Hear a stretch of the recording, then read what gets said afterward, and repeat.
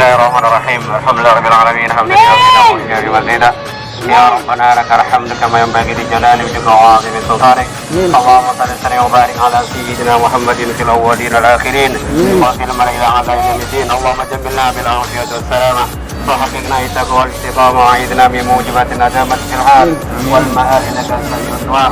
ربنا آتنا في الدنيا حسنة وفي الآخرة حسنة وقنا عذاب النار والحمد لله رب العالمين بسر الفاتحة. Pak Taufik, Panten, Pak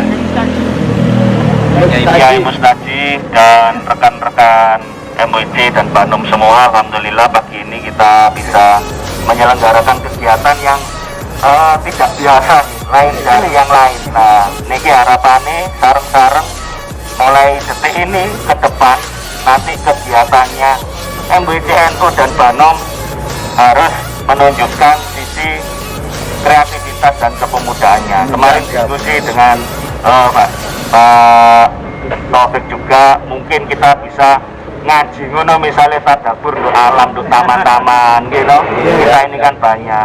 Terus juga di tempat kita ini banyak pihak yang bisa diajak kerjasama. Insya Allah camate ngono siap teken lek misalnya butuh jadi nanti sama-sama bagaimana MWC NU khususnya Kecamatan Genteng ini bisa menunjukkan perannya untuk kemaslahatan umat. Insya Allah dimulai dari hari Minggu ini tanggal 27 Maret 2022. Berikutnya tak tunggu kegiatan-kegiatan inovasi Nino mawon, ayo sareng-sareng di kembangno bersama. Saya rasa itu aja setelah ini setelah panas jadi selamat bertouring. Tak pikir touringnya gue sampai nang di gunung, ternyata touringnya kan nang makam gini ya. Tapi dari ini sampai ke rumah cuma kan. Ya ini dendean istilahnya bahasa di wong Surabaya. Meni-meni rada-rada ngono ya. Insyaallah lek jadwal pas saya insyaallah ikut ya. Oke. Saya rasa itu matur nuwun. Kurang lebihnya mohon maaf. Saya wassalamualaikum warahmatullahi wabarakatuh. MWC NU Genteng, NKRI, yes, yes, yes. Tiga, yes, yes, yes. Semangat Pak.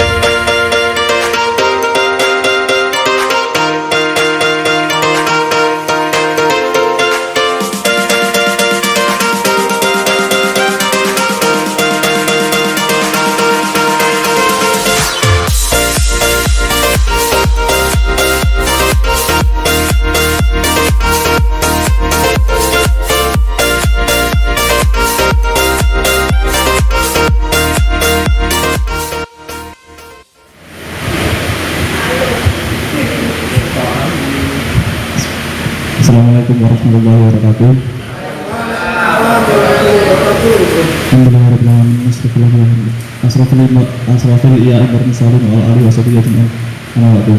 Yang saya hormati Ketua MBCN Kecamatan Genteng Pak Taufik, yang saya hormati para yai, yang saya hormati Ibu Fatayat yang sudah hadir, dan yang saya hormati para hadirin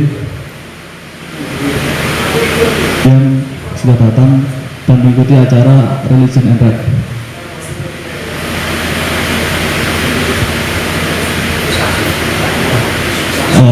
Buat acara selanjutnya ini ada sambutan dari Yai Arif sama Ketua MBCNU. Yang sambutan pertama dari Ketua MBCNU Pak Taufik, waktu dan tempat kami persilakan.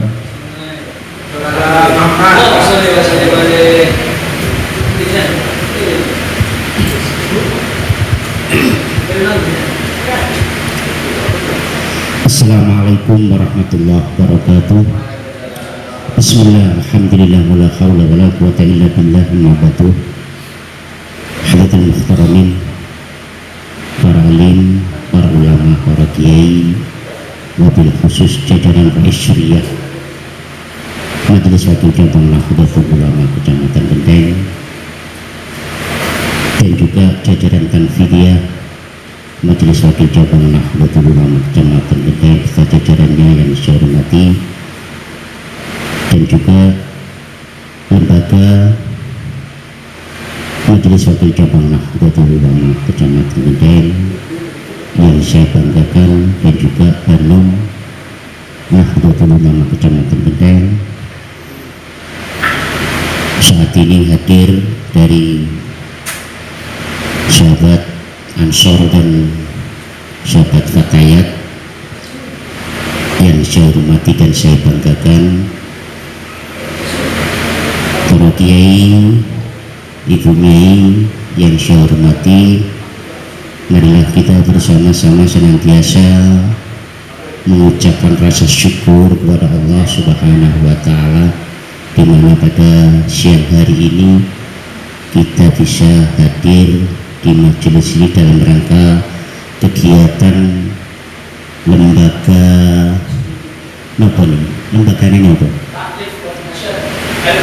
LTNO yang saat ini dengan program Religion and Right.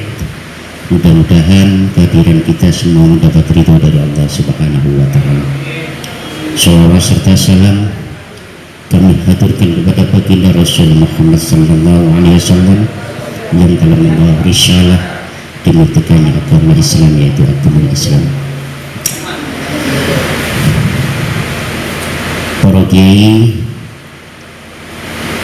dan pengurus Majelis Wakil Cabang Nahdlatul Ulama Kecamatan Genteng, kita patut bersyukur dengan kegiatan yang dimulai dari pelantikan bersama sampai hari ini, terus roadshow kegiatan hampir tiap malam. Kita berkoordinasi mengikuti anak-anak muda, kader-kader penerus Nahdlatul Ulama khususnya di Kecamatan Genteng. Walaupun demikian, kami selaku pengurus Majelis Wakil Cabang Nahdlatul Ulama Kecamatan Genteng merasa bangga yang selalu mengadakan kegiatan mengatasnamakan Nahdlatul Ulama, dan juga terima kasih kami dari tim Honda yang saat ini mensupport kegiatan ini. Kami atas nama pengurus Majelis Wakil Cabang Nahdlatul Ulama mengucapkan banyak terima kasih supportnya. Mudah-mudahan dengan support dari Honda ini bisa bermanfaat khususnya untuk warga Nahdliyin yang ada di Kecamatan Genteng. Dan juga acara ini jangan hanya sesaat, tapi ini berkesinambungan. Bukannya di awal, tapi sampai masa kepengurusan ini, bukan hanya di lembaga ini aja, semuanya. Saya berharap baik Banom, lembaga bersinergi untuk kegiatan-kegiatan yang ada di Nahdlatul Ulama, khususnya di Kecamatan Kendeng. Insya Allah kami yang sepuh ini selalu mensupport kegiatan apapun yang tujuannya untuk kemaslahatan, tujuannya adalah untuk masyarakat Nahdien, khususnya umumnya di Kecamatan Kendeng. Itu harapan kami, mudah-mudahan acara ini berkesinambungan, bukan hanya saat ini, tapi untuk berkelanjutan. Baik lembaga yang lain, artinya dari lembaga yang ada ini bisa memunculkan ide-ide dan kreativitas untuk memajukan Nahdlatul Ulama di Kecamatan Kendeng. Ini kemauan saya kulaturakan. Sekali lagi kami mengucap banyak terima kasih kepada pengurus Majelis Wakil Cabang Nahdlatul Ulama Kecamatan Kendeng dan Banom yang ada di Kecamatan Kendeng bisa mengikuti kegiatan ini. Itu sambutan kami. Demikian, wa akhiran wallahu muwaffiq ila aqwamit thoriq. Wassalamualaikum warahmatullahi wabarakatuh.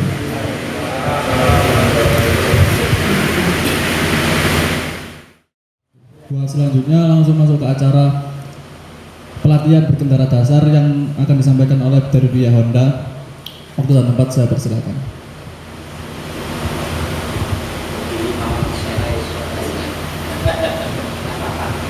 Assalamualaikum warahmatullahi wabarakatuh.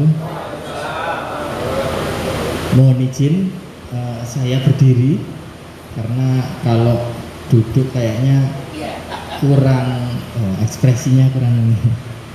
Oke, saya perkenalkan, nama saya Fendrik Alam, salah satu instruktur safety ridingnya Honda yang sudah tersertifikasi di nasional di Astra Honda Motor, dan saya di tahun 2017 dikirim ke Jepang untuk sertifikasi untuk instruktur safety riding Asia. Nah, hari ini saya pengennya menyampaikan basic skill. Jadi Bapak Ibu semua saya lihat tadi berkendara riding bersama-sama pastinya sudah punya ilmunya, bener kan Bu ya? Ya, dan asal jalan, nah itu dia. Kita di Honda di safety riding ini pengen membekali Bapak Ibu tentang teknik berkendara yang benar itu seperti apa sih. Nah seperti itu. Oke, lanjut. Safety induction, Bapak dan Ibu pastinya saat berkendara ada potensi bahaya, benar nggak? Ada potensi yang bahaya itu yang tidak langsung dan potensi bahaya yang tersembunyi. Nah seperti itu. Nah saat berkendara itu bisa saja terjatuh karena tergelincir, terpapar COVID itu mungkin ini ya, saat kita pandemi kemarin ya, sudah agak berangsur hilang ya, masalah persendian saat berkendara dan masalah pada penglihatan, ini gangguan penglihatan dan terluka karena jatuh saat berkendara. Untuk Ibu bisa jelas ya? Jelas, oke. Ini tata tertib saat di safety riding center, kita lewatin aja karena kita di luar safety riding.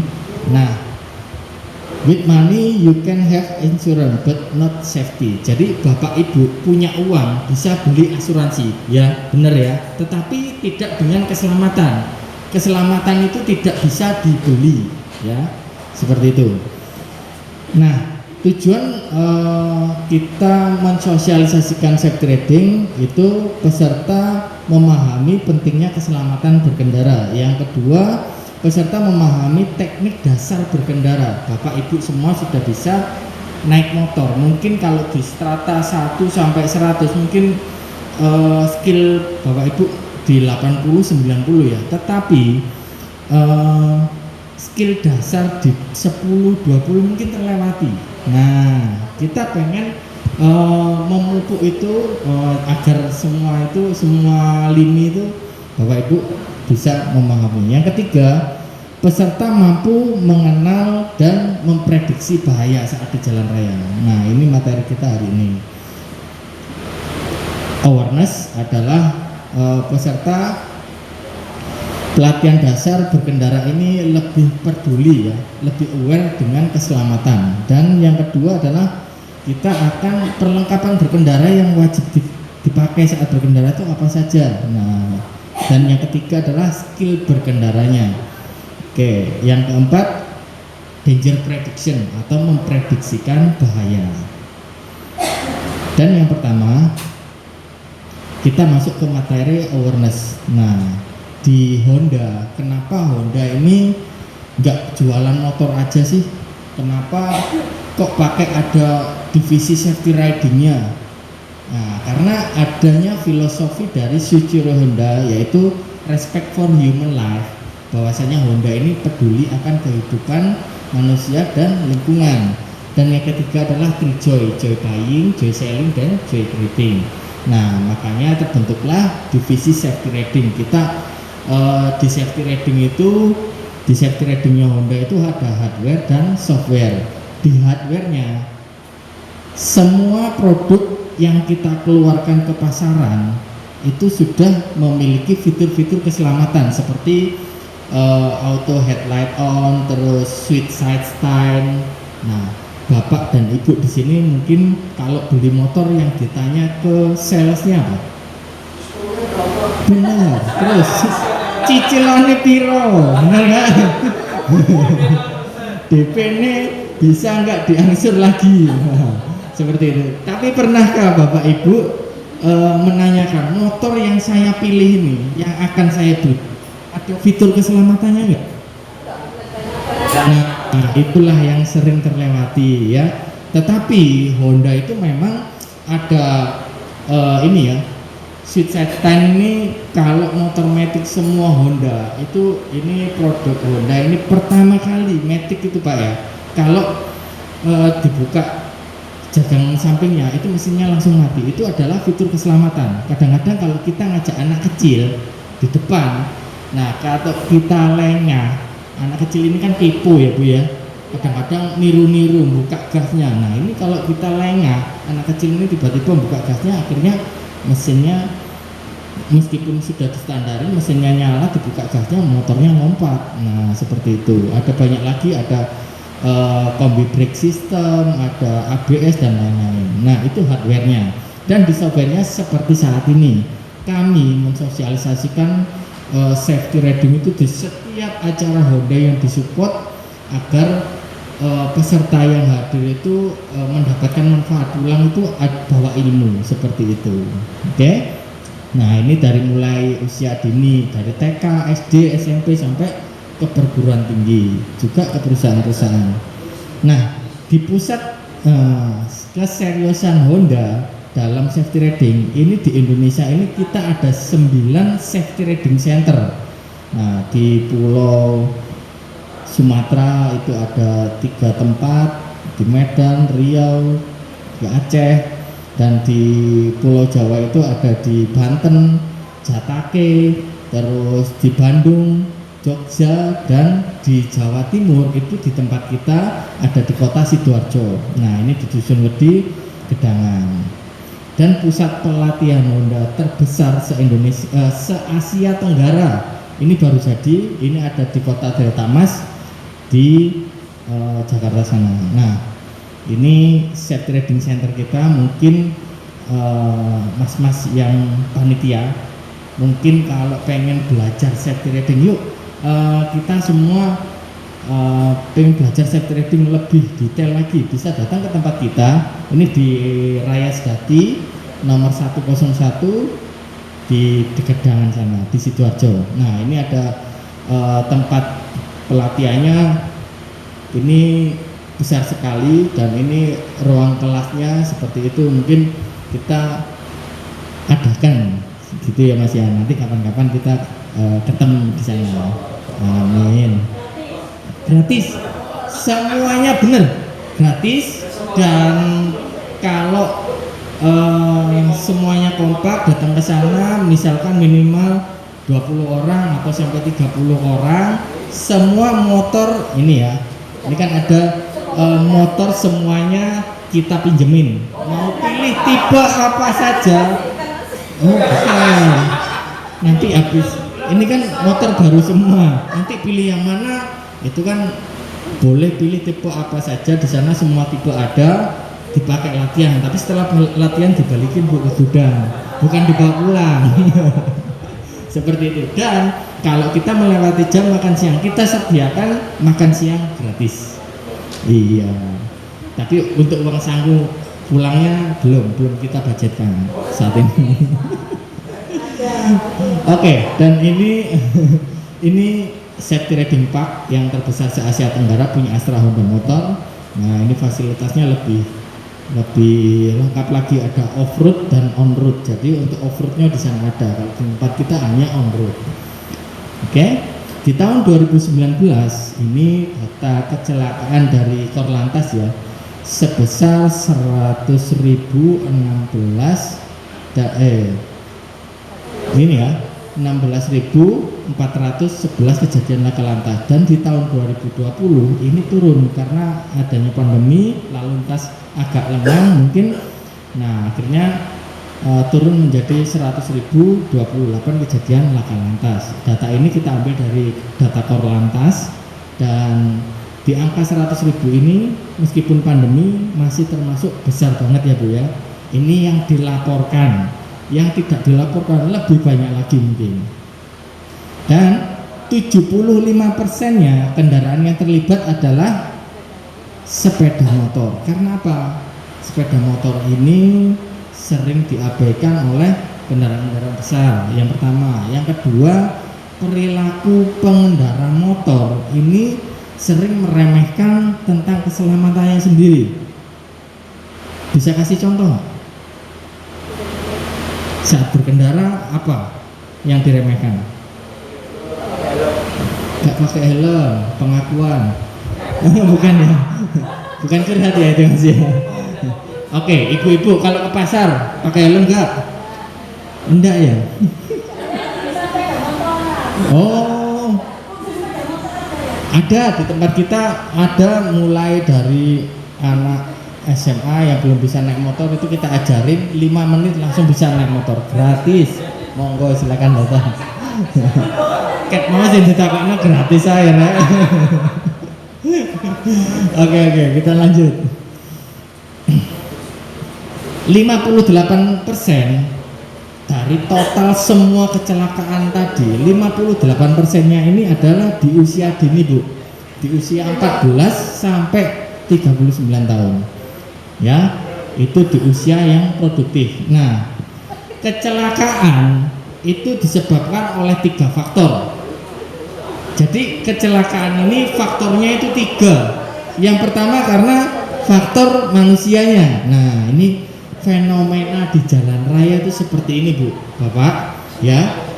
Nah, faktor manusianya ini karena pengetahuan yang kurang. Yang kedua karena teknik berkendaranya yang kurang. Nah, Ibu nanti kalau baru bisa naik motor ya jangan ya-yaan Bu ya.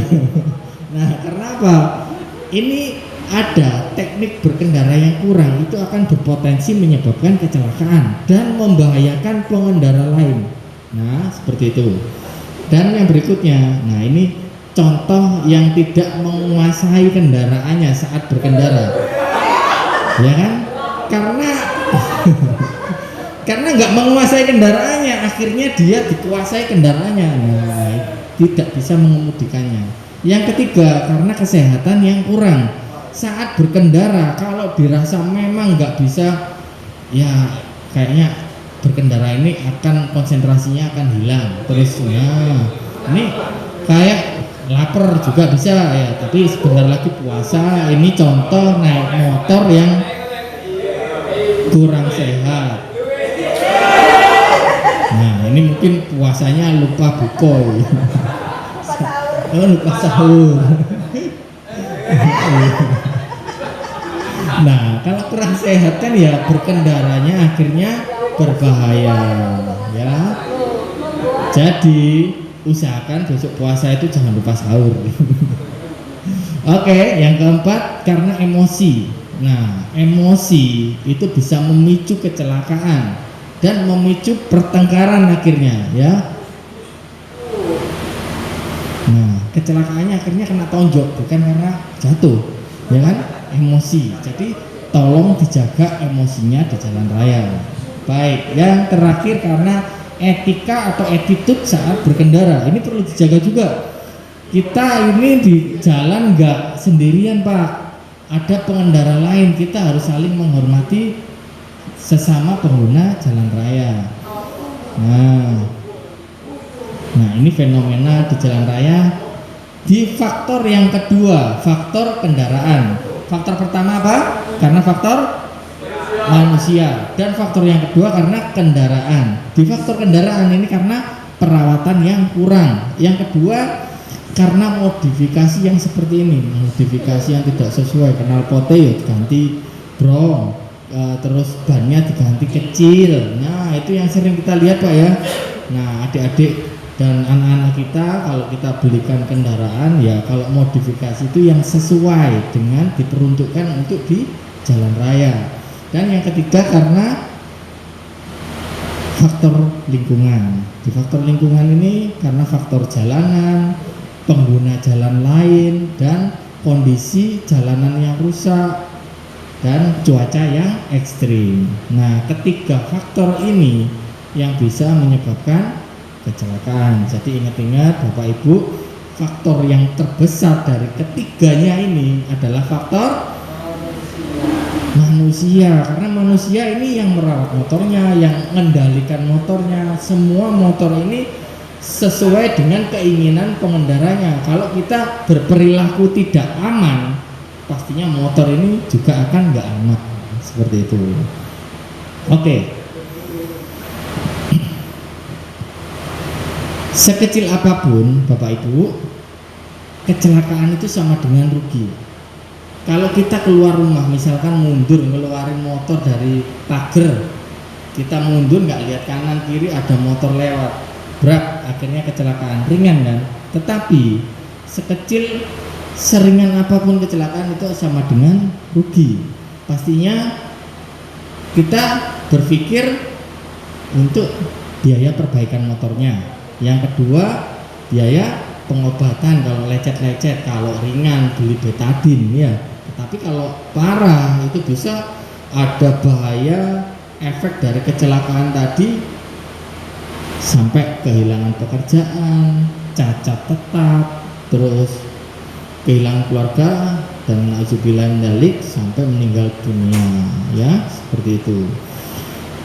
Baik, untuk keamanan kita saat berkendara, kita wajib memakai perlengkapan berkendara. Nah, perlengkapan berkendara seperti di sini ya, pakai helm, jaket, sarung tangan, celana panjang, dan bersepatu. Nah, perlengkapan berkendara ini tidak dapat mencegah terjadinya kecelakaan. Jadi kalau kita udah pakai helm, pakai sarung tangan, pakai jaket, celana, bersepatu, ini bukan mencegah kecelakaan, tetapi ini dapat mengurangi dampak negatif dari kecelakaan kepada tubuh kita, benturan, gesekan, dan lain-lain. Ya, ini contoh pengendara saat terjadi kecelakaan. Tetapi pengendara ini dilindungi oleh perlengkapan berkendara yang lengkap.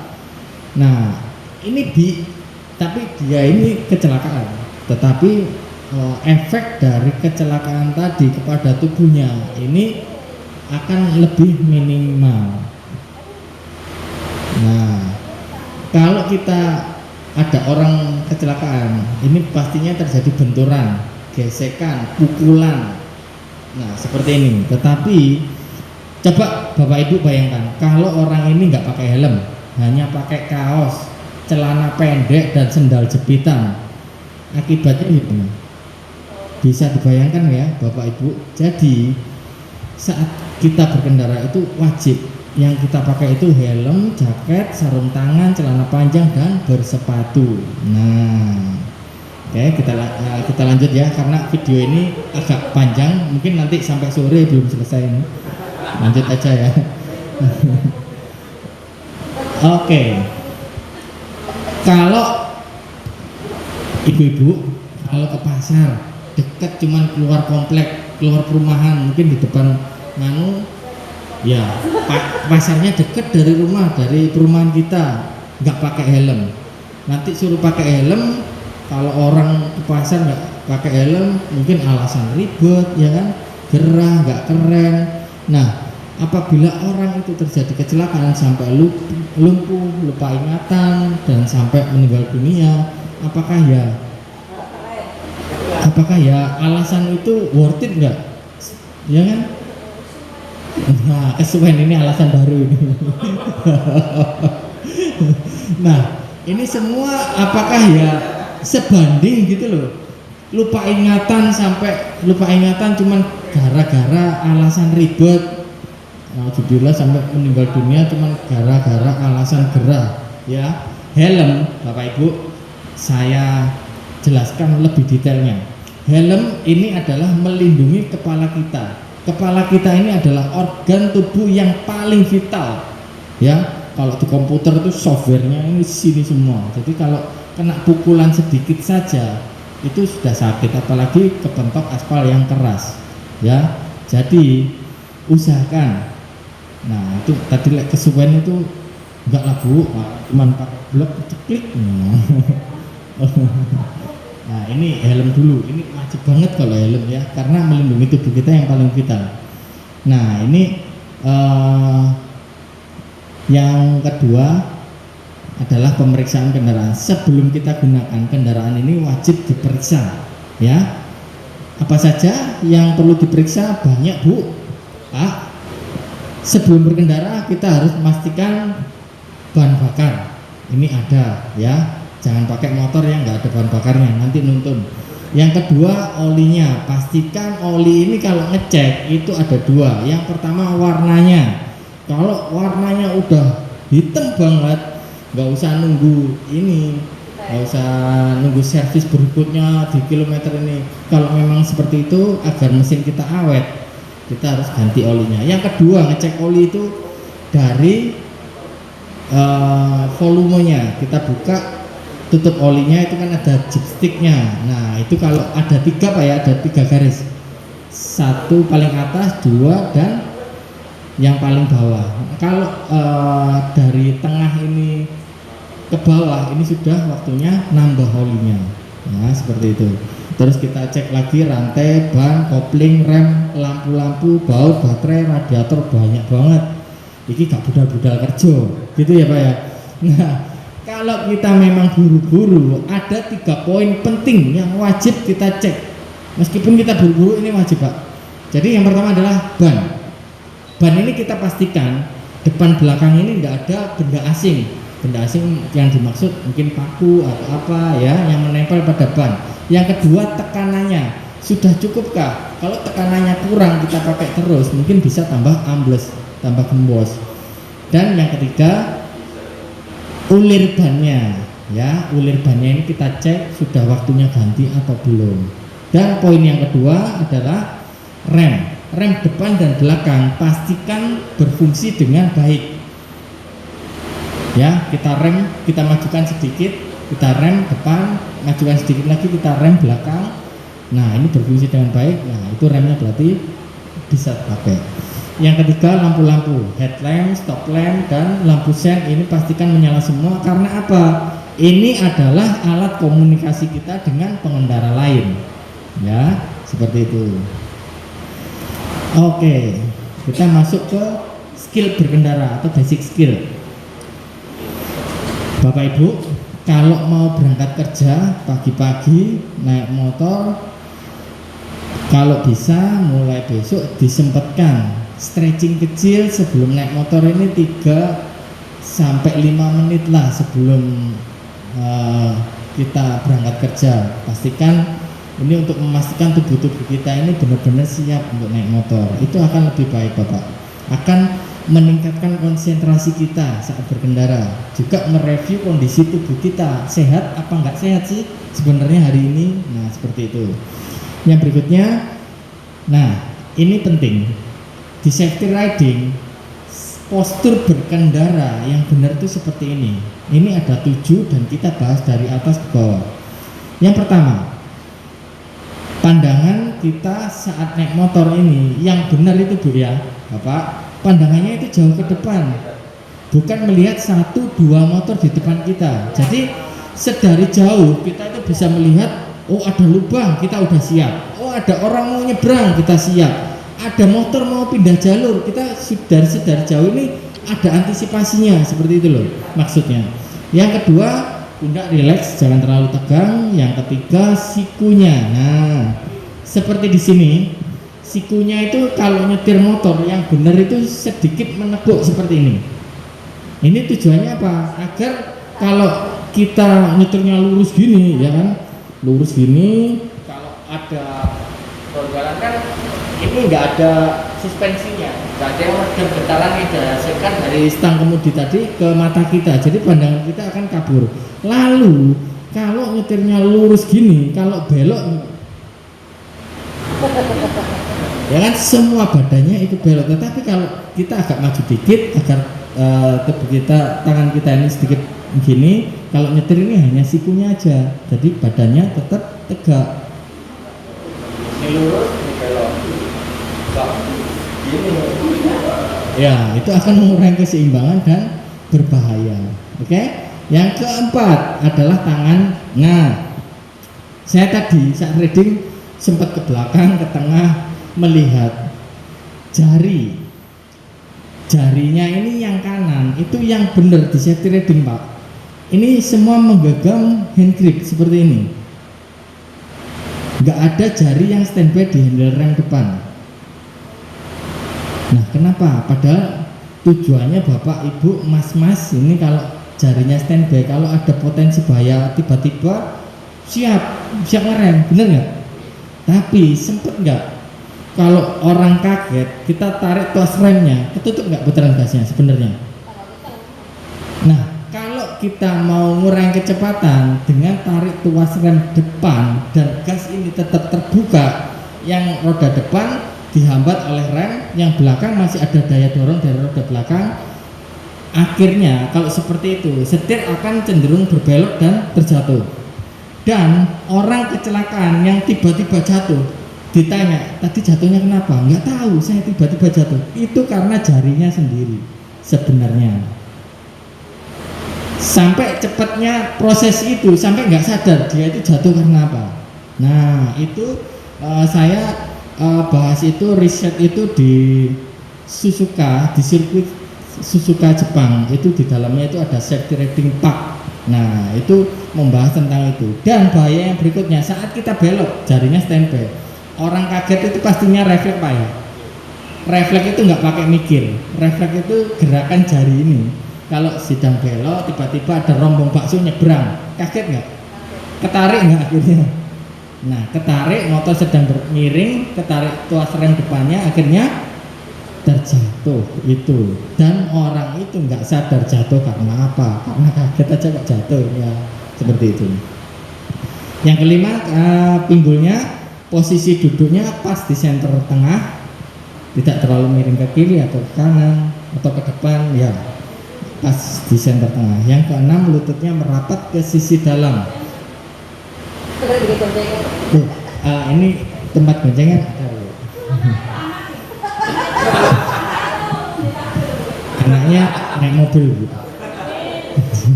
Oke. Nah, tadi berboncengan, teknik berboncengan nanti ada. Nah, nanti akan kita bahas. Yang ketujuh, kakinya selalu diadap di footstep, pijakan kaki di depan dan merapat di sisi dalam. Oke? Seperti ini.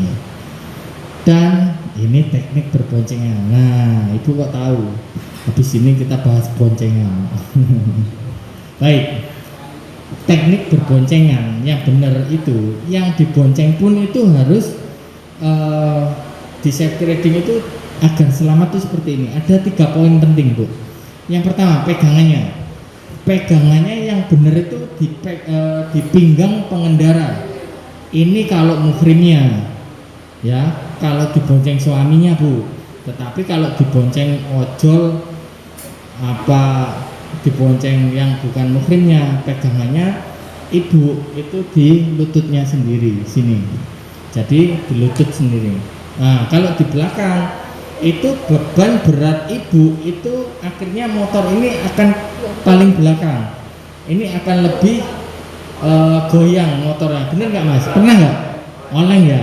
Nah, benar. Jadi kayak mau belok ke kiri ini kayak ngayunnya 2 kali. Bener nggak?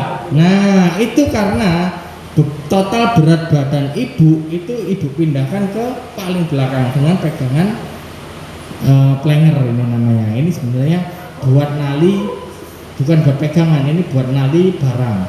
Plenger itu buat pegangan. Lututnya sendiri. Jadi kalau ada pengereman yang mendadak, nah ibu bisa menahan dengan lututnya sendiri. Kalau ada tarik ini bisa, ini akan lebih stabil motornya, ya seperti itu. Jangan pegangan lututnya yang bonceng. Waduh, nah itu ya bisa cekal polisi sakijang Bu. Oke, yang berikutnya lututnya merapat ke dalam, bukan buka keluar ya. Ini akan juga mengurangi keseimbangan.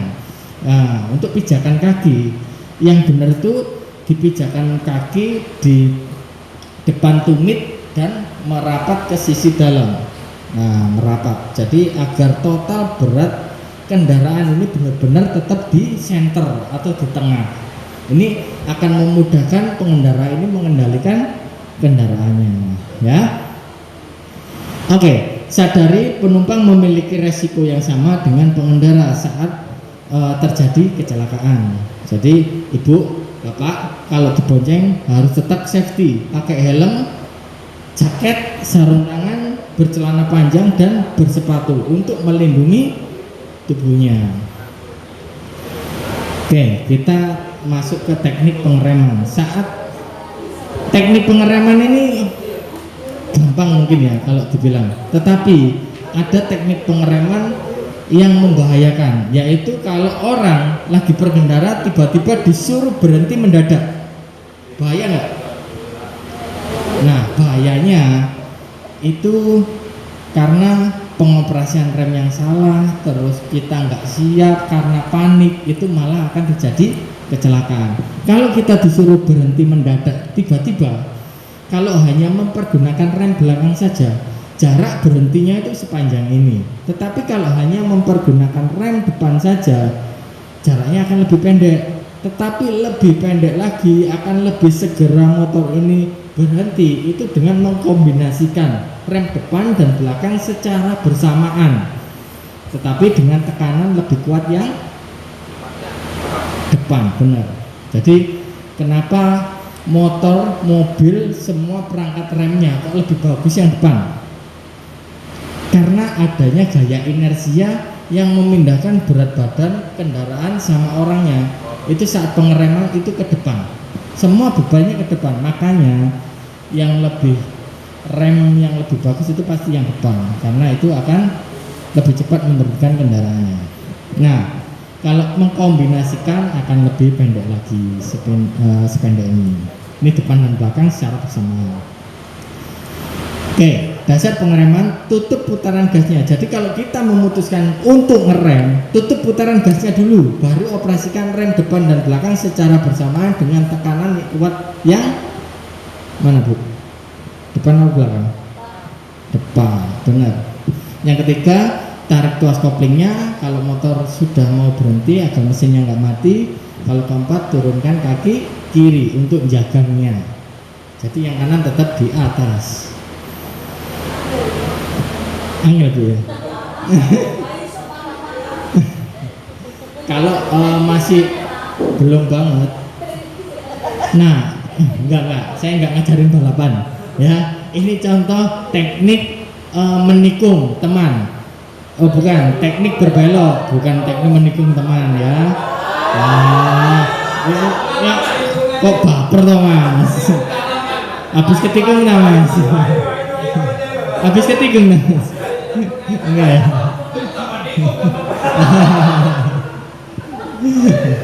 Oke, ini ada 3 konsep teknik menikung. Ini hanya untuk, ini namanya line in. Line in itu motornya belok ke kiri, motornya harus miring ke kiri, tapi orangnya lebih ke kiri lagi. Ini hanya untuk kecepatan 120 km per jam ke atas, dan teknik ini hanya untuk teknik balapan, bukan di jalan raya. Yang kedua adalah teknik off-road. Teknik off-road ini teknik land out. Jadi motor biar bisa belok ke kiri, motornya kan harus miring ke kiri. Tetapi karena jalanannya licin, off-road ini ya, pengendaranya ini agar untuk motor tidak terjatuh, pengendaranya ada di sebelah kanan untuk mendistribusikan berat badannya di kanan agar motor tidak terpleset dan jatuh. Ini buat off-road. Tetapi yang kita pelajari untuk di jalan raya itu yang paling sana, itu teknik land with the bike. Jadi teknik land with the bike itu miringnya motor sama pengendaranya ini selaras. Jadi enggak line in atau line out ya, tetapi land with. Jadi sama, selaras. Pelan saat masuk tikungan, dan yang kedua lihat pandangannya ke arah yang dituju. Kalau belok kiri pandangannya ke kiri, yo konsentrasi kan. Bener. Yang ketiga, kontrol kecepatannya, jangan terlalu cepat atau terlalu pelan saat masuk tikungan. Apabila masih dirasa terlalu cepat saat motor sudah nikung, untuk mengurangi kecepatannya pakai rem depan apa rem belakang? Yang benar pakai rem belakang saja. Karena apa? Di saat motor dalam keadaan miring, traksi ban ini akan kecil. Jadi kalau kita sedikit aja tarik tuas remnya akan bisa head slide dan jatuh. Yang kelima, tambah kecepatan saat sudah keluar tikungannya. Oke. Ini yang harus menggunakan imajinasi kita saat berkendara. Jadi kita juga harus berimajinasi saat berkendara. Dengan memprediksi bahaya ini, imajinasi kita harus jalan loh, ya. Jadi untuk menjalankan kendaraan itu ada siklusnya. Jadi siklusnya ya, kondisi lalu lintasnya seperti apa, terus kita mengidentifikasi ada lubang, ada orang nyebrang atau apa, dan keputusan kita ini apa, mau ngerem, mengurangi kecepatan atau menghindar ya. Dan kita mengoperasikan rem, dan seperti itu siklusnya. Oke. Nah, saat Bapak Ibu dalam kondisi ini, motornya Bapak atau Ibu ya, dalam kondisi ini ada bahaya apa sih? Orang nyebrang. Nah, dalam ini kan jalanannya kecil, terus lampu rem motor depan ini nyala, ya kan? Orang nyebrang, ada kan orang nyebrang? Oh, baju merah ini dia mau ngelihat, nunggu orang atau mau nyebrang, kita kan nggak tahu. Jadi kita berimajinasi orang itu mau nyebrang, ya itu adalah potensi bahaya seperti itu. Dan akhirnya ini video apa bukan?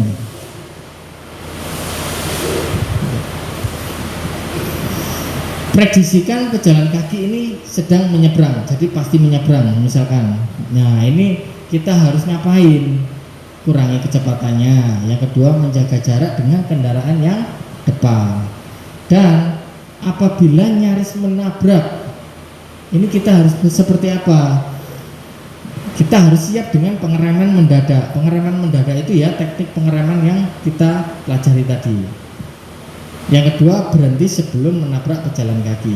Nah seperti itu. Jadi ini kalau kita melakukan pengereman mendadak, kita mengoperasikan rem setelah mendeteksi bahaya. Yang berikutnya adalah mengoperasikan rem berdasarkan prediksi bahayanya, seperti itu. Oke. Bahaya apabila kondisinya seperti ini, mobil depan ini di seberang jalan ini mau belok kanan, ya.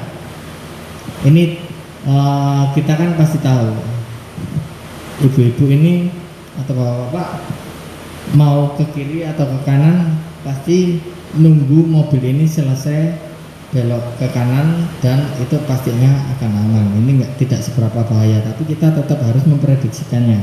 Nah, yang seperti ini, lampu perlintasan warnanya hijau, ini semua udah waktunya jalan. Apa prediksi bapak kalau mau belok ke kiri kita? Ini motornya mau nunggu ngerem atau langsung gas serobot kiri? Nunggu truknya jalan dulu, karena truk ini kalau mau belok kiri itu nggak seperti langsung belok kiri loh.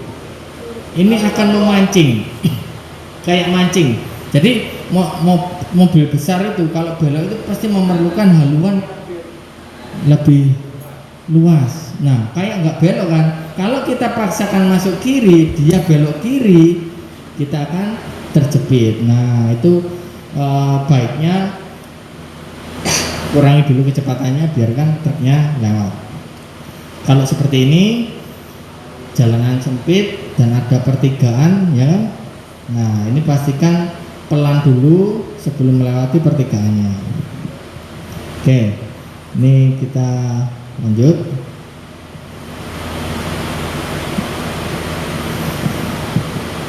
Proses memprediksi bahaya yang pertama adalah pahami situasinya dulu, ya. Untuk memahami situasi adalah pahami dan kelompokkan bahaya menurut ininya yang kita lihat. Bahaya langsung, tidak langsung, bahaya tersembunyi, ya seperti saya bilang tadi ya. Dan kita memprediksikan bahaya, gunakan imajinasi kita. Yang berikutnya memilah bahaya, dan yang keempat tindakan pencegahannya seperti apa, Bu? Kita mengurangi kecepatannya, ngerem, atau bahkan kita harus berhenti nunggu dulu, nggak apa-apa. Yang penting selamat dan aman. Oke, Ibu yang punya SIM, siapa? Punya SIM? Rambu-rambu apal? Waduh, ini.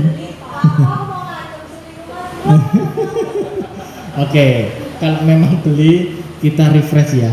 Kalau rambu dasar warna kuning itu adalah peringatan. Kalau rambu dasar warna merah itu adalah larangan. Kalau rambu dasar warna biru adalah perintah. Ini biasanya disertai dengan anak panah.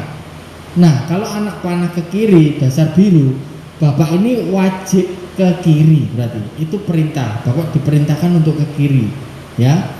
Nah, kalau ini petunjuk warna hijau, biasanya disertai nama jalan, ya, seperti itu. Nah, Ibu yang ini boleh nyalip. Kalau yang itu, kalau yang ini, oh iya, yang ngerti ya, gak sekiranya Mbak ya. Oke, tepuk tangan. Mas hadiah. Oh iya, langsung ke dealer. Gampang kok ambil hadiahnya, tinggal bawa fotokopi KTP. Nah, itu syarat dan ketentuan berlaku itu tadi. Nah, ini ya, cari aman. Kita di safety ridingnya Honda ini kita mengkampanyekan tentang pemakaian helm dan jaket. Jadi kampanye keselamatan dari Honda, cari aman ini merupakan perspektif baru, Bu, mengenai keselamatan dengan menggunakan ungkapan yang populer. Nah, ini safety sama dengan style. Oke. Ini gambar apa? Loh, langsung refleks lah ibu-ibu. Lek uang itu gambar apa? Uang. Ini benar. Istimewa ibu. The power of. Oke, ini semua nggak akan kita dapatkan kalau kita nggak cari aman. Baik, terima kasih. Sekian dari saya. Ini ada TVC Cari Aman untuk Bapak Ibu. karena nggak ada ini, nggak ada ini. Oke, kita lanjut aja. Kemanapun kamu pergi, jangan lupa pakai helm dan jaketmu. Cari _aman. Oke. Terima kasih. Dan saya punya satu pertanyaan. Apakah masih diingat nggak sama Bapak dan Ibu? Oke, pertanyaan buat ibu-ibu. Tadi ada 3 potensi bahaya. Sebutkan 3 faktor penyebab kecelakaan tadi. Angkat tangan, siapa yang mau jawab? Iya, oh enggak. Satu orang ibu. Coba angkat tangan. Angkat tangan dulu ya.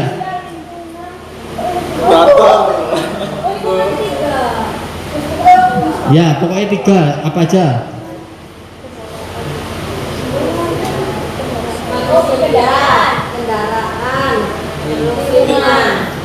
Yang faktor terbesar yang menyebabkan kecelakaan. Bentar, ini yang rekan. Manusia. Bener Bu. Nah, Ibu sini. Oh, ada lagi itu. Ini voucher belanja. Ibu kan senangnya voucher belanja ke Indomaret. Nah, ini Ibu ke Indomaret. Nah, ini nanti. Oh, lumayan. Bu, buat beli petasan. Oke, mau jawab. Nah. Oh ya, nah, di sini. Nah, pertanyaan buat Ibu. Ya. Ya. Gak apa-apa, berdiri sini dulu. Oh, gitu. Oke, baca lah. 50.000. Asik, kau beli es krim. Oh betul. Oke. Untuk ibu-ibu lagi, saya masih punya voucher loh. Ayo. Nah, tadi ingat gak? Saat kita mau berkendara, apa saja yang mesti dicek saat dalam kendaraannya? Sebelum berkendara, apa saja yang mesti dicek pada kendaraannya? Sebutkan 5 saja, ada 11. Ya. Oke.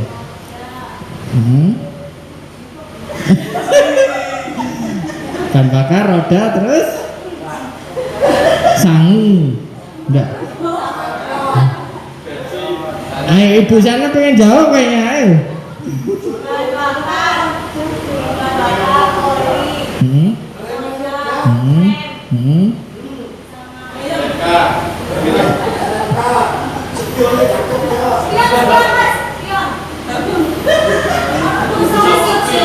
Iya. Ya wes saya sini malah syuting sini.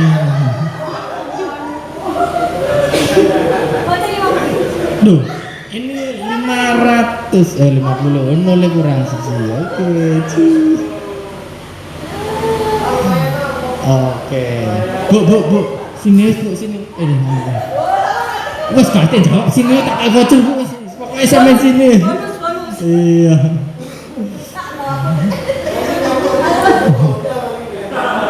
Oke, terima kasih. Iya, kalau bapak-bapaknya ini ada tadi goodie bag. Oh, di belakang kok ada banyak ya. Oke, bapak-bapak, mas-mas juga boleh. Bapak-bapak sing enggak kumisan semua ya. Oke, Bapak, kan tadi saya ada 7 reading postur. Nah, apa saja bisa sebutkan? Angkat tangan yang bisa menyebutkan 7 reading postur. Dari atas ke bawah, gampang loh. Iya. Lengkap, nggak urut nggak apa-apa, silakan.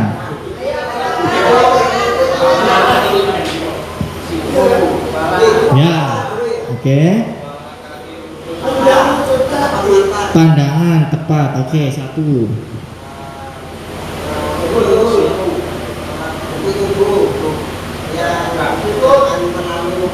Oh, pundak. Ya. Siku. Terus? betul. Jari, oke. 4.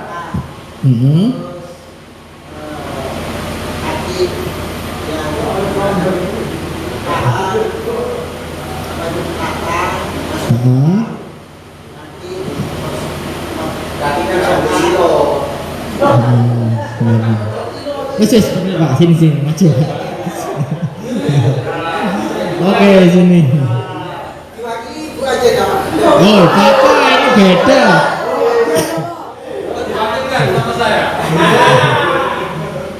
Sini.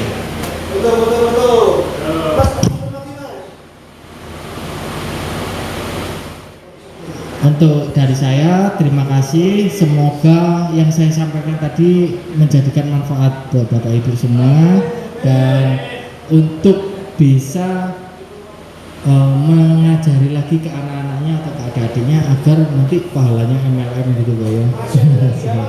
Baik, akhir kata, wassalamualaikum warahmatullahi wabarakatuh. Assalamualaikum warahmatullahi wabarakatuh.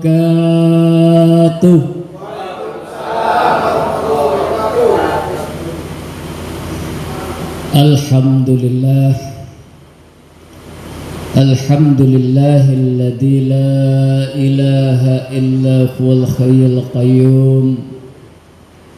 Alhamdulillahilladzi la ilaha illa huwal dzul jalali wal ikram. Wassalatu wassalamu ala Rasulillah Sayyidina wa habibina wa maulana Muhammad wa ala alihi wa sahbihi ajma'in. Amma ba'du. Yang saya hormati para kiai, para ustadz, yang saya muliakan dan yang saya tawadhu kepadanya, dan juga seluruh jajaran pengurus MBCNU Kecamatan Genteng serta peserta Religion and Right. Mungkin nggih. Ya, kula sanes anake wong Inggris, muga-muga ngomongnya rada bener. Ngantuk, Bu. Ngantuk. Nggih. Pak, ngantuk nggih. Ngantuk. Wis ora turu. AC-ne digedhekno. Nggih. Nggih. Iki selerae wong sing durung tau rabi. Temen. Coba ngerti ya wong sing kaya kula sing tuwa-tuwa niku. Nggih, selera wong tuwa niku teh senengane anget, kopi anget, susu anget. Manaran nami sing durung tau rapi njalu adem terus ae. Nggih. Nggih. Tapi rodok ngakali. Begitu setel adem ana nyulik-nyulik di pojok ngleset tuh. Iya. Oh nah, iya, gak ngerti kualat, iya, kiai dia kali, iya, ono sing pura-pura delok HP, padahal ya turu hasilnya, iya, gak apa-apa, nggih, cek mboten ngantuk, nggih, cek mboten ngantuk, yuk sholawat, sallallahu ala Muhammad. Sallallahu alaihi wasallam. Sallallahu ala Muhammad. Sallallahu alaihi wasallam. Anta samsun anta badrun anta nurun fawqa nuri anta samsun anta badrun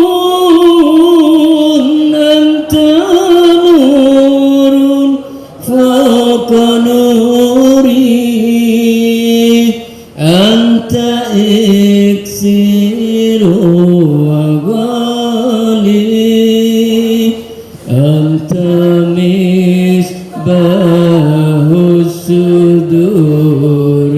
Allah sallallahu ala Muhammad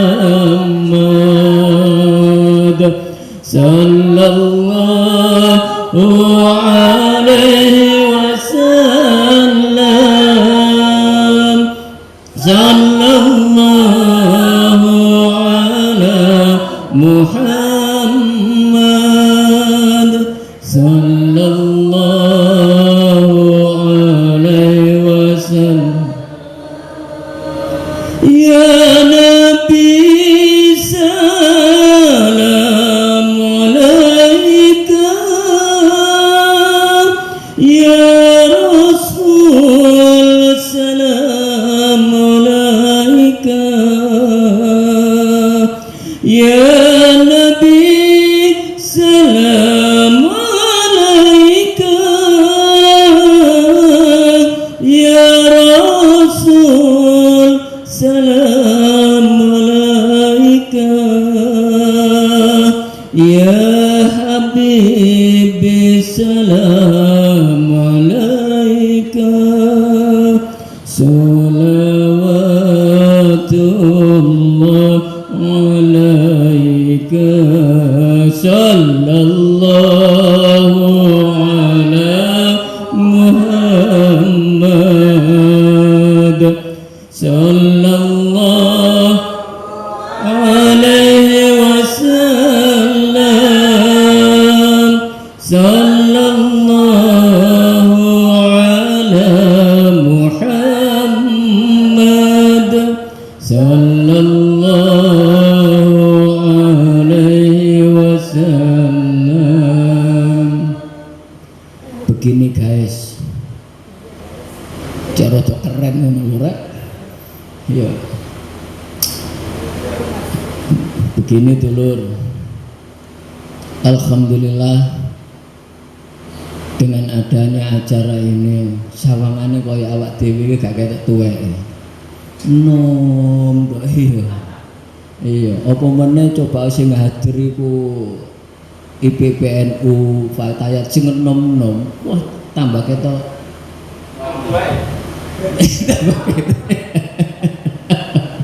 Nggih. Mugi-mugi untuk acara selanjutnya nanti nggih teko akeh arek IPP nggih, mungkin karena informasinya terbatas dan mendadak nggih. Tapi alhamdulillah niki sebuah wujud nggih. Wujud bahwa ternyata NU itu bisa bersinergi, bekerja sama dengan Muspika, dengan pemerintah, termasuk dengan kepolisian. Okay? Ini adalah kepedulian dengan istilahnya mengadakan acara safety riding seperti ini. Okay? Supaya apa? Meskipun ibaratnya pandemi itu gurung tuntas, yang akan insya Allah menuju normal kan okay? Lebih hati-hati mboten sembrono. Termasuk Pak Camat tadi memberikan sambutan dan juga yel-yel dan juga istilahnya yang memulai start tadi ini sebuah kepedulian, menunjukkan bahwa NU bisa diterima oleh segala golongan apapun. Alhamdulillah niki kalau bisa terus, ini keinginan dari Ketua MWC NU Kecamatan Genteng. Kemudian acara ini yang lebih utama itu adalah rasa syukur dengan adanya religi ziarah. Apa yang bisa kita petik? Sing jelas tadi kita ziarah ke almarhum Kiai Haji Ridwan Abdullah sebagai pencipta lambang NU. Saya yakin para muassis NU itu semuanya adalah orang yang ikhlas. Wong sing ikhlas. Sehingga Meskipun beliaunya tidak ada, namanya masih dikenal. Ini yang patut kita contoh. Kita pun mengadakan acara ini saja nih gak ikhlas kok. Ora ono dana, gak ono dana ini ke acara ini, simpatisan, tapi terselenggara luar biasa. Gue muga-muga kok lek mari buyar, ngono ta. Ya wis iki aku tak sumbang gawe acara selanjutnya. Aku tak berpartisipasi lek iso acara ini berkelanjutan. Alhamdulillah. Ngoten lho. Yang ketiga, acara niki yang berkesan adalah li ta'aruf. Saling kenal. Oh iki tak rupane wong muslimat, oh iki tak fatayat, sing muslimat, sing IPPN, oh iki tak sing jenenge MWC itu. Ini adalah sebuah cara metode untuk melaksanakan sebuah program bersama-sama demi kesinambungan kehidupan NU ke depan. Para hadirin, jenengan ikhlas temut NU? Ikhlas nggih. Jenengan ojo rumangsa melo NU itu adalah waktu yang sia-sia. Kula eling nggih, waktu saya ini dibina oleh atau dinasihati oleh Kiai Haji Hasyim Mujadi. Waktu itu beliau masih ketua NU. Beliau berfatwa kepada, waktu itu posisinya ada di kebun agro di Malang, waktu itu steril tempatnya. Saya ingat betul sampai sekarang karena itu adalah motivasi saya untuk selalu ke NU. Sampai kapanpun saya akan selalu ke NU. Dan saya berkeinginan mati pun dalam keadaan NU. Jenengan ini meskipun istilahnya tidak ikut berjuang, tapi masuk di Nahdlatul Ulama, di organisasi ulama, jenengan jual. Jadi jenengan jangan istilahnya mengecilkan Nahdlatul Ulama. NU ini kok gak usah sampean gede dewe. Cuman sebesar apapun kalau tidak dijaga, kalau tidak dilestarikan juga akan hancur. Terus Kiai Haji Hasyim Mujadi ngeten, ngancurno Indonesia itu gampang kok. Gampang ngancurno Indonesia niku. Ancurno Nahdlatul Ulama, insya Allah Indonesia hancur. Guru ono tentara biyen niku, guru ono tentara nggih sinten sing berjuang? Santri. Endi wong lek wis dijuluki santri, pasti pesantrene wong NU. Nahdlatul Ulama. Guru ono tentara niku sing berjuang. Musuh Londo, nggih, musuh Portugis. Niku para santri, para kiai. Pinten sih istilahnya berapa tahun berdirinya ABRI atau TNI? Nggih, masih lebih tua dari Nahdlatul Ulama. Mangga noniku, nggih. Saya berharap teng panjenengan, nggih, sing iso trimo adat Indonesia, budaya di Indonesia cuman NU. Yang menerima tradisi, memahami tradisi yang ada di Indonesia cuman Nahdlatul Ulama. Nggih, saiki tok Indonesia mayoritas Islam, nggih, sing ngaku Islam anyaran masuk terus senenge bid'ah.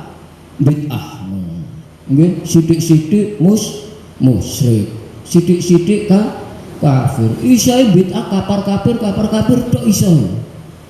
Cara mbiyen niku gak ono para wali, gak ono istilahnya kiai-kiai Ahlussunnah Ahlussunnah wal Jamaah dianggap wong biyen wong tanah Jawa gak sakti-sakti ta. Iso-iso wong sing ngono-ngono iku lho cara jaman biyen guru wali guru mlebu dibelek. Saiki tok mayoritas wis Islam, nggih. Sing Islam dikafirno.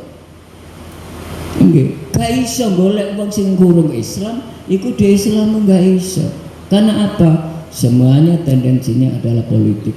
Niki kula setitik ngupas tentang Nahdlatul Ulama, jenengan cek semangat di Nahdlatul Ulama, lek perlu dulur tonggo kabeh diajak. Yuk masuk Nahdlatul Ulama yang selama ini adalah pagar benteng dari NKRI. Niku. Terus sing terakhir kula kagum ndek idine arek-arek enom niku. Kagume napa? Nggih. Iya. Dikte kiai ku pinter. Nggih. Kiai sing biasa sarungan, lek sak kiai cek iso ngikuti arek enom ojo sarungan. Yo gak apa-apa, nggih. Mangkane aku iki tak pamer celana, ya tututi awakmu, Lur. Iya. Iya. Nggih, sing lucu meneh mabengi. Lek saged sepatuan yai. Waduh. Iya. Iya. Wis lambu arek nom-nom iku. Terus dipaksa kongkon kausan seragam. Nggih, niki tak lebokne niki kula nyiasat. Nggih. Cara mam tak lebok mungkin sampean anggap dasteran. Nggih, rayuan cek manis e ala yai cuman silisit tok. Kula wis tangi. Iki ukurane luar apa lokal? Luar tapi tok yai. Kowe karo lek awake karo balon kulit juga. Nggih, kula ape budal kocokan bolak-balik. Tak lebokno, tak tokno, tak lebokno. Wis karepmu lah wis ngono. Ada iki. Iya, maki gratis tapi ngenyek. Iya, wani bayar iso milih aku. Nggih. Alhamdulillah, nggih. Programe iku dianem terus krono kiai iku enak dibak kiai NU iso dijak rembukan, iso dijak konsultasi, tapi dianggap program toh. Nggih niki lho gurung ambekan gurung mari. Nggih, wis bahas basar. Ya ampun. Mari engko mungkin mari basar mari. Qiyamul lail, iya toh, muhasabah ya muhasabah. Iya rek, jatah kiai kok ana dhewe-dhewe rek. Lek nuruti awakmu iki ape riyo.